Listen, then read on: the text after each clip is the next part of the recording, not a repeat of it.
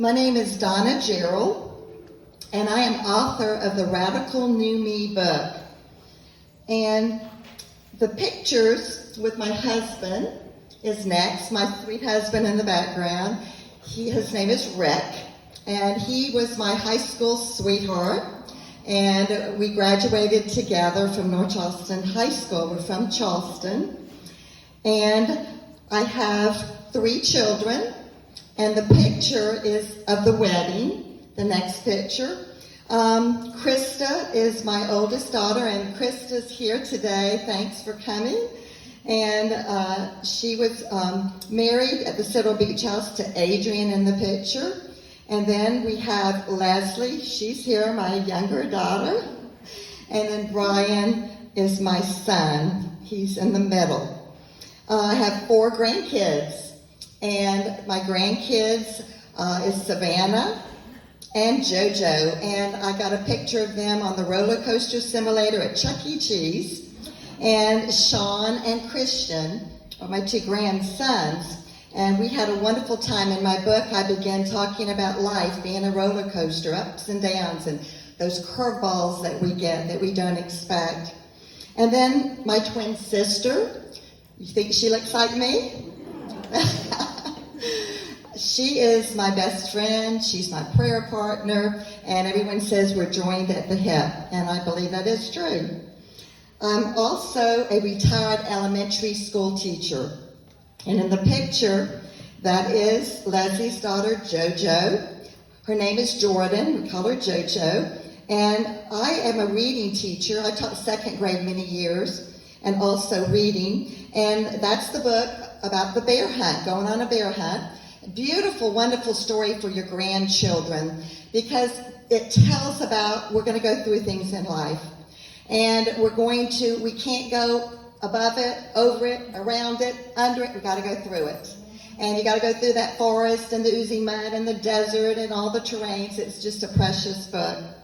And then at age 17, my testimony, I accepted Christ, and I'm a Christian, and in a little Methodist church. I grew up Methodist, met my husband, became Baptist, and then we just right now interdenominational, and we love the Lord.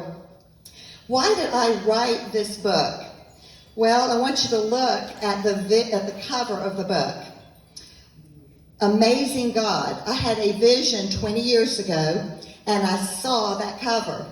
Is that not remarkable? And I saw the words, I saw this black silhouette, the woman praying. And so in December 2021, I knew that I was to begin to write it. And my prayer group leader, I'm in a prayer group from around the world, and he had a dream. And what did he say? Donna, you're supposed to begin writing a book. I thought, okay, thank you, Lord, a confirmation. And so I began writing it. I wrote it in 3 weeks. And it's the journey of my faith. That is the subtitle. The carriage ride. You know, my son was a tour guide in downtown Charleston. I would hop on those carriage rides. I love Charleston carriage rides, going back in the past. And just the stories of faith, hope, and love, and even the tragedies and trials they went through. So that's what I'm doing in my book. I'm going to take you a journey into the past, and I'm going to help you see how God navigates us through the storms of life. Now, there are many, many storms, but major storms. My husband, I share in the book about the miraculous healing of lymphoma cancer with my husband, 2002 to 2004. Also, the last week of my mom's life, the Lord just comforted me, and it's in my book in that 2008, and he just gave me assurance that she was with him. My son's tragic felony DUI accident was 2015, and it's ongoing right now. And so I am going to share about that today. I want to help others by sharing what I've been through myself. You know, God's still making miracles happen every day, and he does want a personal, real relationship with us as we pray and we ask him to be part of our lives. One tragic storm I want to just talk about today, and that is a storm that changed our lives forever. March 5th, 2015, My son Brian had a felony DUI accident where he overdrank and he ran into the back of a motorcyclist and they died 5 days later. I can't begin to tell you the remorse, the sorrow that he felt, and my family, and the grief, and I can't even imagine what the other family was going through. And there was depression, hopelessness, fear, and even suicidal thoughts. God, why? Why didn't you just take me?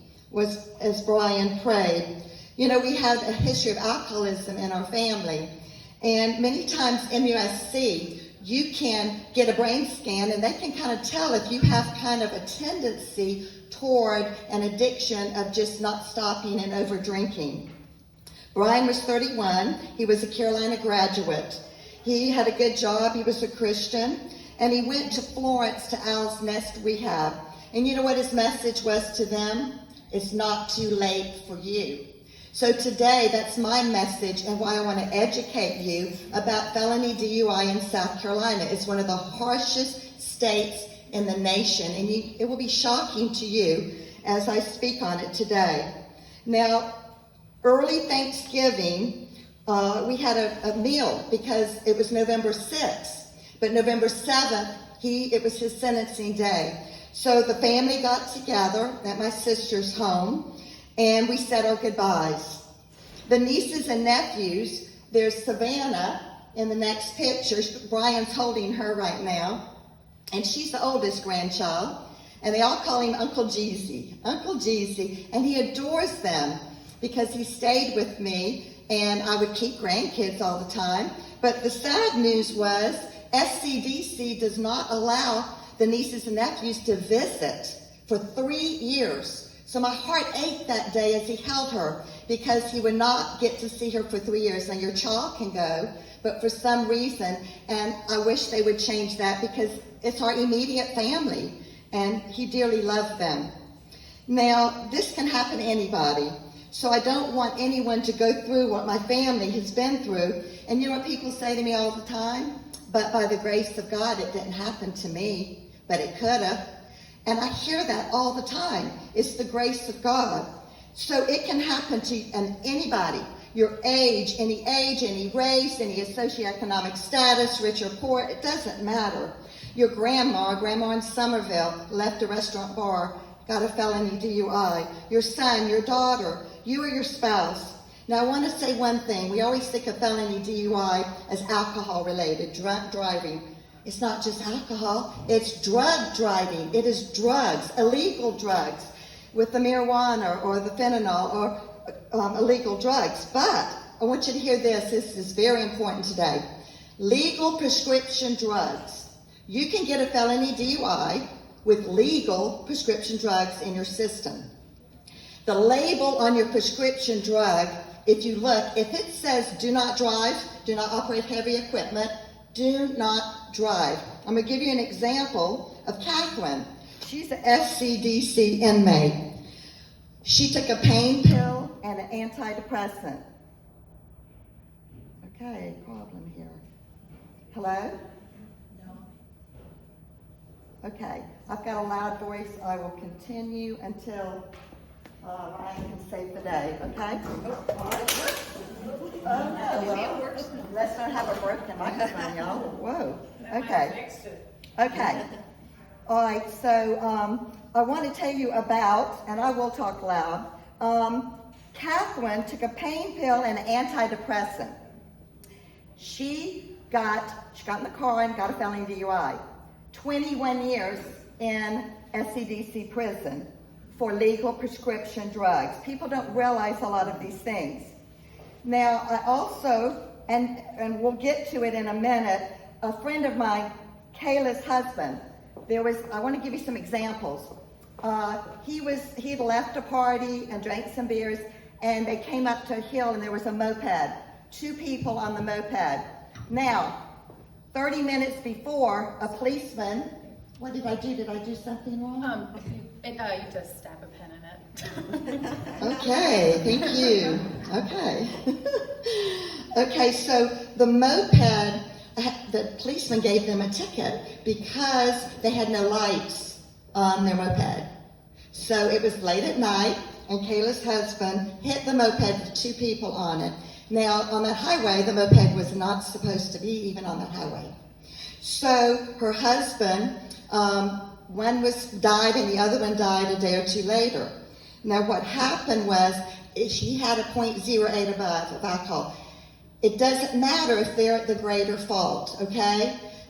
He was drinking, he was over the limit, and so he was charged with a felony DUI. And so he got 14 years.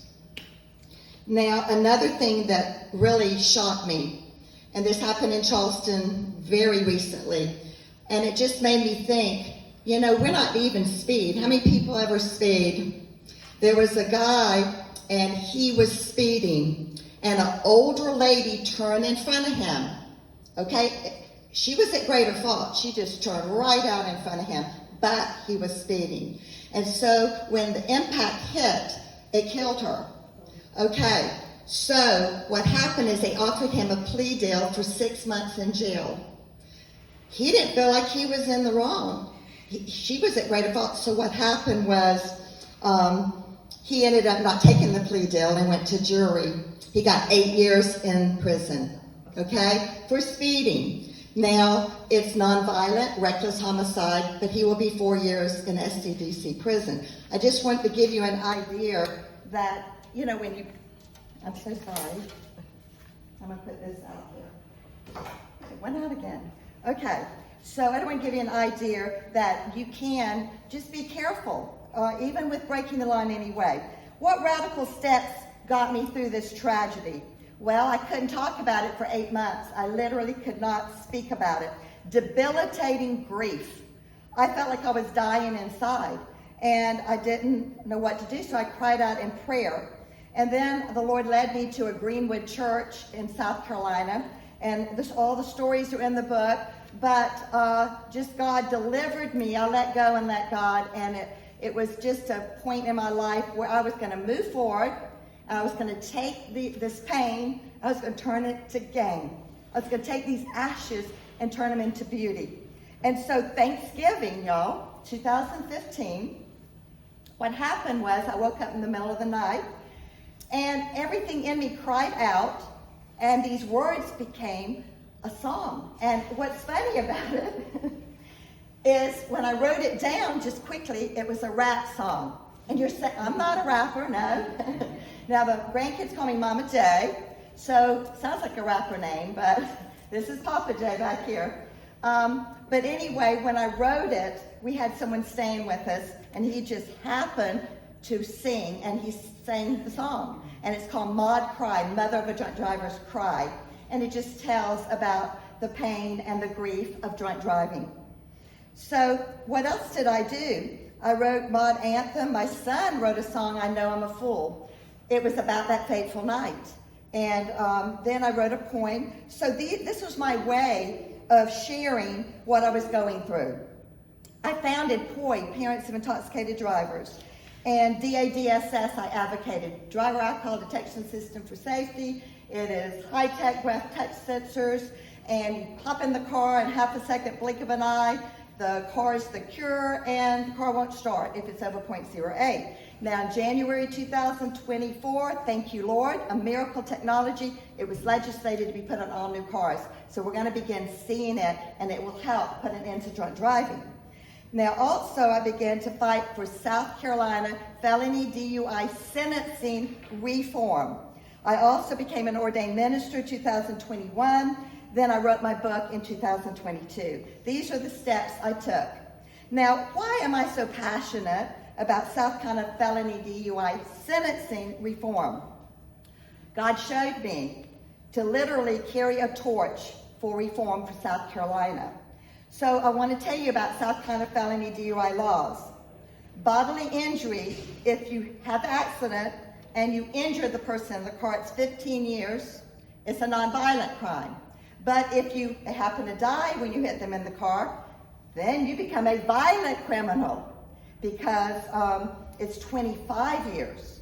So it doesn't matter. One way you're a nonviolent criminal, one way you're a violent criminal, What I'm fighting for, I do not believe felony DUI are violent criminals. There was no criminal motive there, and I believe that they are not violent. And I'm going to tell you reasons why they're not violent. Supreme Court article said that it is negligence and accidental felony DUI or DUIs.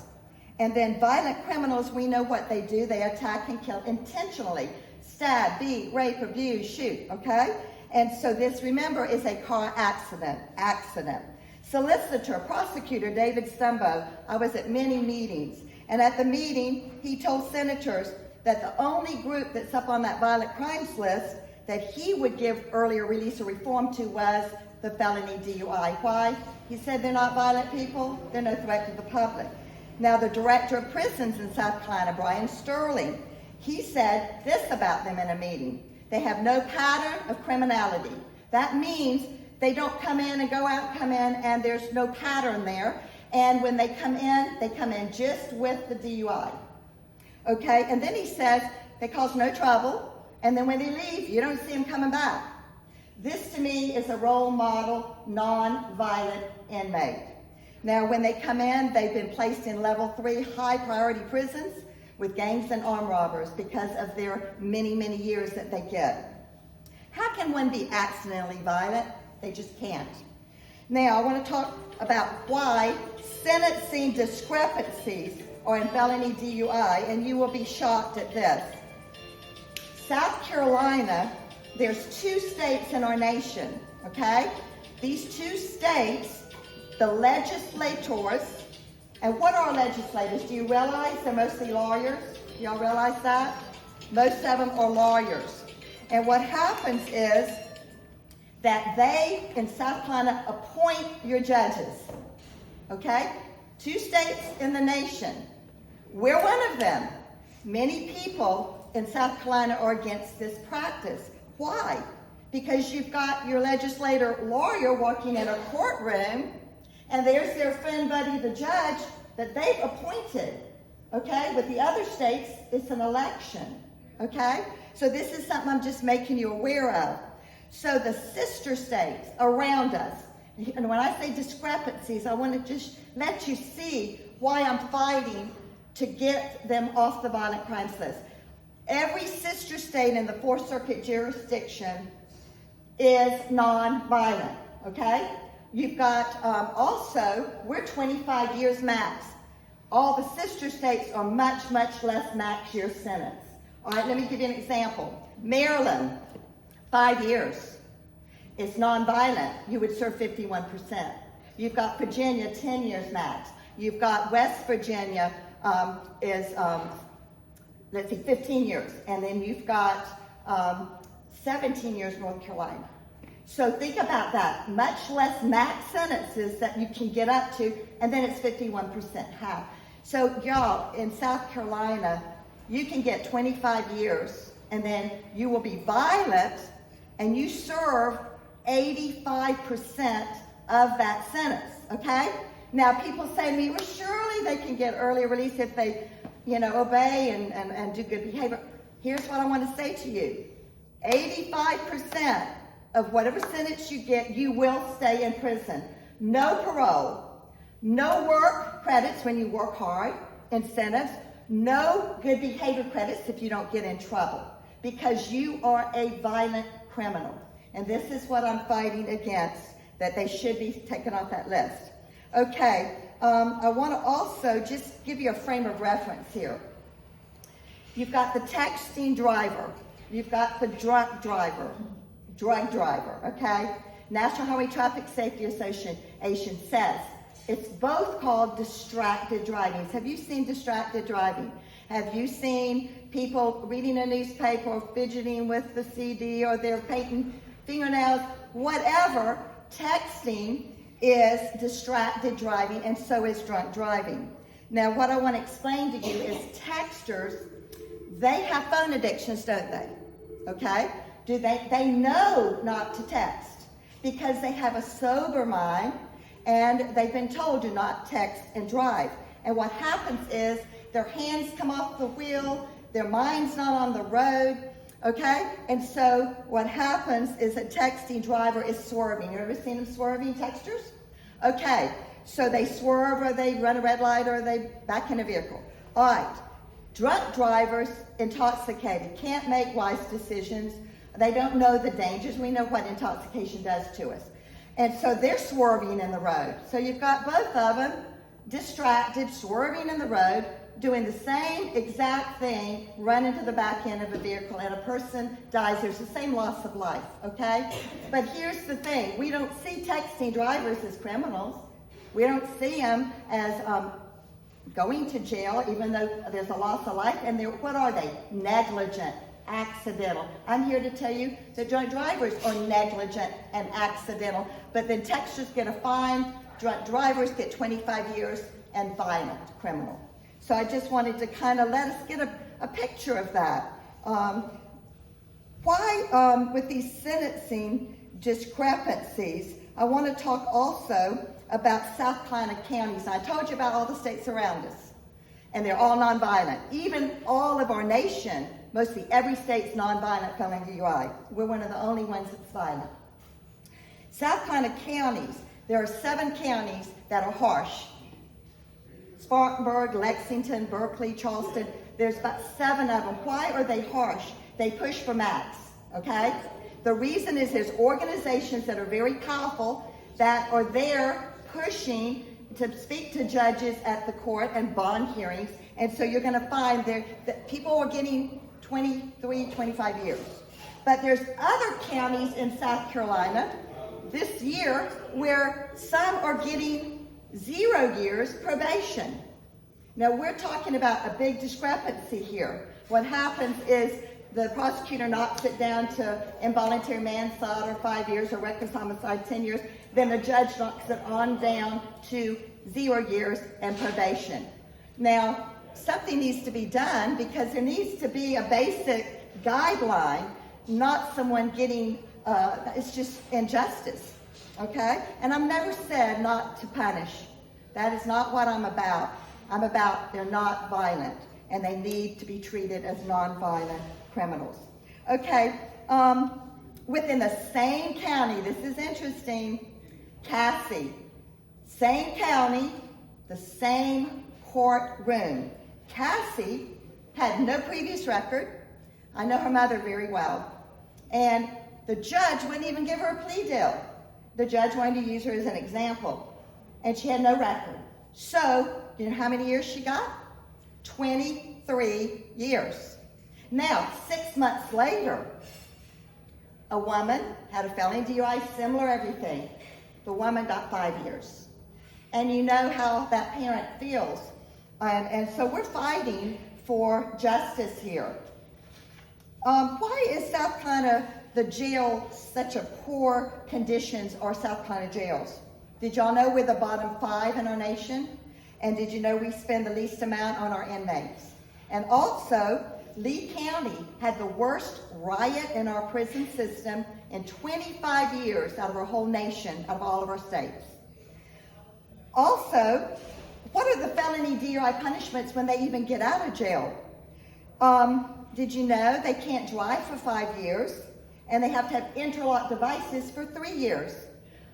They need to get a job. They've got families. They need to support and they need to get to their work. And I believe that they should have a right to have the interlock devices when they're released for those 5 years. Also, there's a great stigma being violent, even trying to find a job. A lot of my friends, there's thousands of dollars for court fees. Thank goodness we didn't have the judge put that on us. And then the parole officer fees. A good friend of mine, her son, he loved to go hunting, but when he got out, he is a felon. You can't hunt, you can't own a gun. And it broke his heart, but it's because you're a felon. You can't vote, there's limited travel type things. But when you get out, felony DUI, there are some restrictions that a lot of other crimes do not have. So I want to change felony DUI laws. What I did is my book was published April 2022.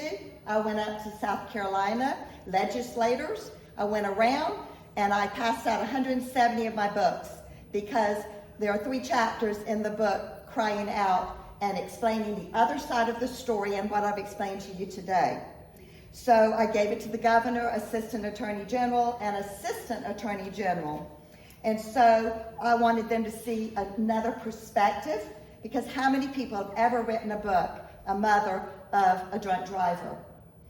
Also, my sweet legislator of my county, he used to be a police officer enforcement, and he said, he's right in there with me, and he said, Donna, he was a policeman, he said they're just not violent. That was a big mistake putting him on that list. Now, another thing you need to hear, we are number 2 in the nation for a felony DUI death. I've got to repeat that. South Carolina, number 2 in the nation as far as the number of felony DUI deaths.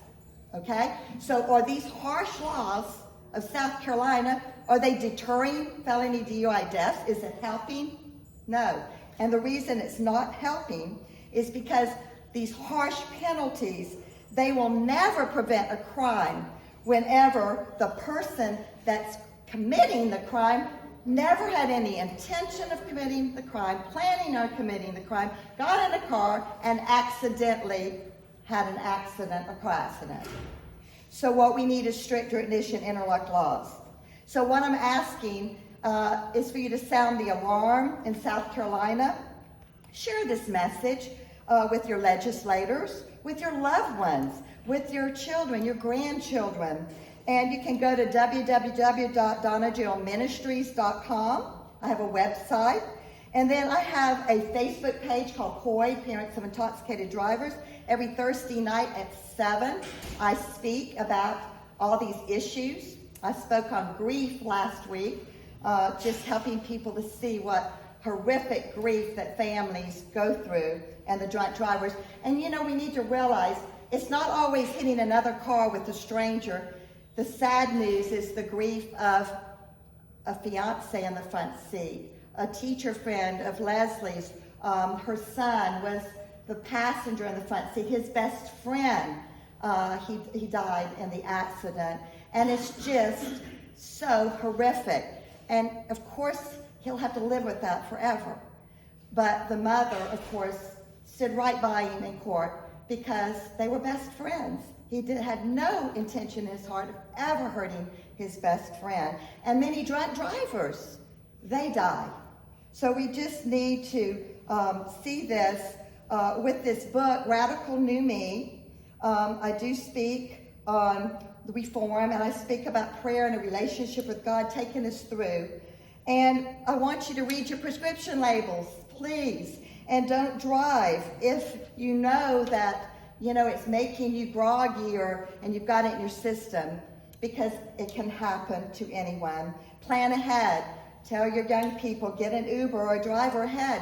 It's just too risky to drink and then get in a car. And many times you don't even realize you're just over that 0.08 BAC level.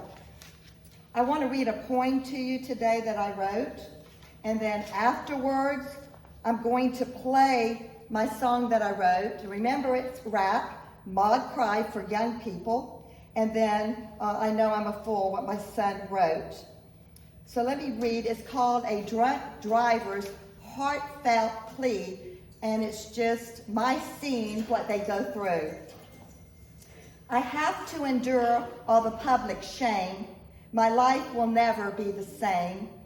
Over and over, sleepless nights appear. For the rest of my life, I will have to bear. The grief, depression, hopelessness, and fear is all that resonates in my ear. It was unintentional. I went hurt a flea as I fall to my knees with a heartfelt plea. Oh God, forgive me. That wasn't the real me. It was the influence of the alcohol, you see. That's not who I am, nor want to be. Alcohol made a fool out of me. Oh, victim and family, forgive me, I plead. For this I cry is my greatest need.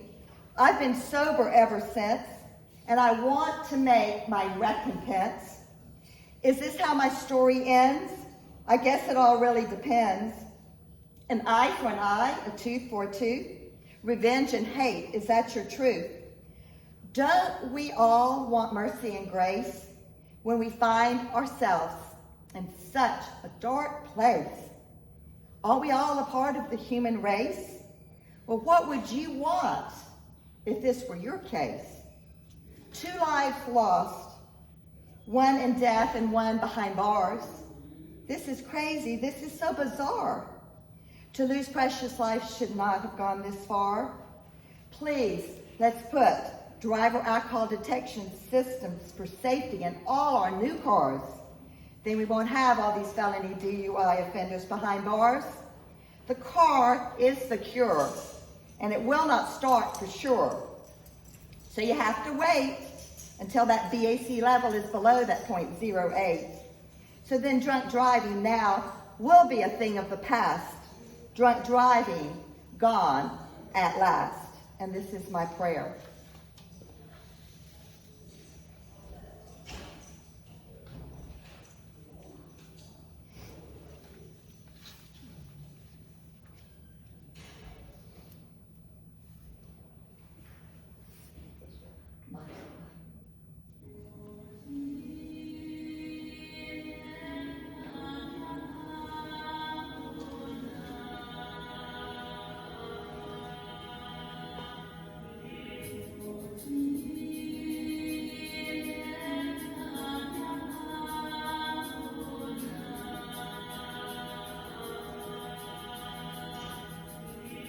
It can happen to me, it can happen to you, it can happen to anybody. What would you do? What would you do if it happened to you? Would you turn to God and confess the truth? Or adolescence, we are so naive, we would do anything if we just believe. We feel invincible and untouchable. We don't even stop and think, all we know is drink. Put it down the bottle, it's hard to walk away. Not even knowing what this dark night awaits. Frantic parents will see that call, they're so appalled. Families torn apart, and death takes a toll. United we stand, let's race to the poles. Be bold, for their lives and stories never told. So many lives taken away that could have been saved. Instead they're resting the angels in their precious grave. But let's rewind on how it all started, where this tragedy could have been avoided. Late night party and remembers nothing at all. 6 times the legal limit, blood alcohol. Reaching for his phone, trying to make a call. Little did he know it was a curveball. What a situation, stand up for what they done. Flashing lights shining brighter than the eastern sun. Facing 25 years, not violent with no gun. With every command and taxes we pay. Why the engine interlock devices ever say? Lord, I pray, please make this change today. Due to urgent situations called for desperation. God give us inspiration for more clarification. We make a declaration, we need negotiations. The past legislation in a great nation. So dear America, hear our hearts cry for families of drunk drivers, and this is why. Our hearts are heavy and in disarray. Please come to our rescue and come and save the day. So as I fall on my knees, dear Lord, I plead. For this is my cry, this is my greatest need. Many are deceased, others behind bars. Please put ignition devices in all our cars. It can happen to me, it can happen to you, it can happen to anybody. What would you do? What would you do if it happened to you? Would you turn to God and confess the truth? It can happen to me, it can happen to you, it can happen to anybody. What would you do? What would you do if it happened to you? Would you turn to God and confess the truth? See, this is a sacred story you need to hear. Yeah, as God is my witness, I speak crystal clear. Please let this be a message of hope to all you hold dear. Be a voice for the voiceless, we have a message to share. Be a voice for the voiceless, we have a message to share. Support interlock devices if you really care.